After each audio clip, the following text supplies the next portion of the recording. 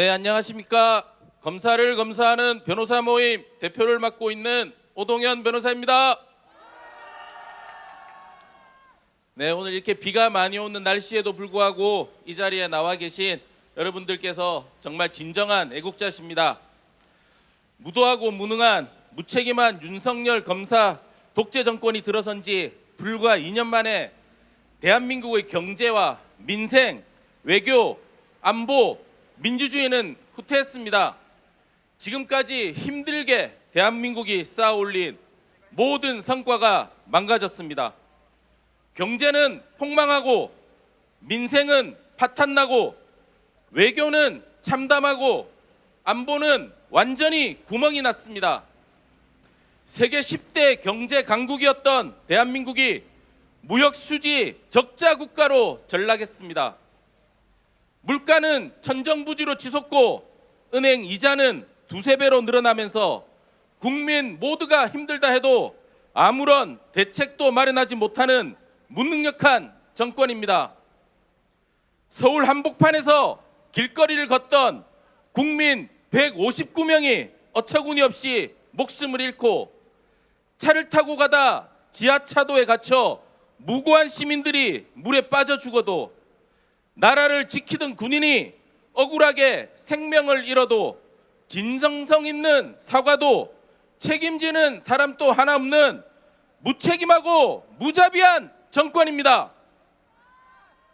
쌀값 때문에 고통받는 농민에게, 코로나19에 헌신하고 희생한 간호사에게, 정당한 노동권을 요구하는 노동자에게 윤석열 대통령은 차례차례 거부권을 행사했습니다. 억울하게 생명을 잃은 최혜병 특검법에 대해 거부권을 행사하겠다고 합니다. 국민 목숨도 제대로 지키지 못하면서 자신의 아내를 보호하기 위해 김건희 특검법을 거부하는 내로남불 정권입니다. 국민을 위해 공정하고 객관적으로 수사를 해야 하는 검찰은 이화영 전 부지사 수사 과정에서 검찰청에서 술판을 벌이며 허위 진술을 하도록 회유했다는 의혹이 제기되었습니다.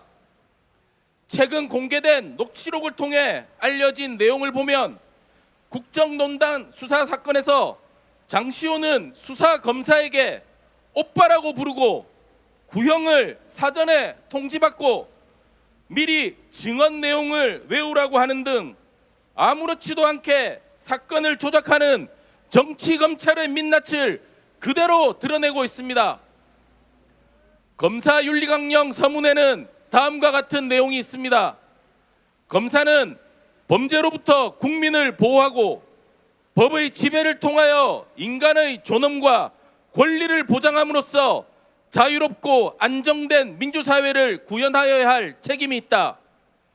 검사는 이 책임을 완수하기 위하여 스스로 높은 도덕성과 윤리의식을 갖추고 투철한 사명감과 책임감을 바탕으로 이 직무를 수행하여야 한다. 검사는 주어진 사명의 숭고함을 깊이 인식하고 국민으로부터 진정으로 신뢰받을 수 있도록 다음의 윤리 기준과 행동 준칙에 따라 실천하고 스스로 그 결과에 대하여 책임을 진다. 그리고 이 강령 제14조, 제15조는 다음과 같은 내용을 규정하고 있습니다.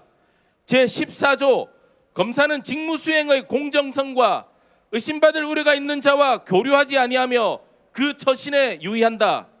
제15조, 검사는 자신이 취급하는 사건의 피의자, 피해자 등 사건 관계인 기타 직무와 이해관계에 있는 자와 정당한 이유 없이 사적으로 접촉하지 아니한다.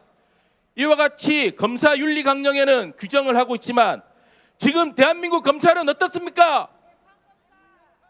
윤석열 대통령이 강조하는 공정과 상식에 맞는 행동을 하고 있습니까? 검사는 범죄를 저질러도 상관없다는 오만, 정치검찰에 대해서는 제대로 된 수사도 진행하지 않는 무소불위의 검찰 심판해야 되지 않겠습니까?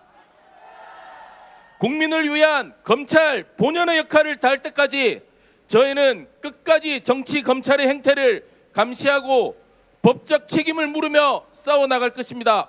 감사합니다.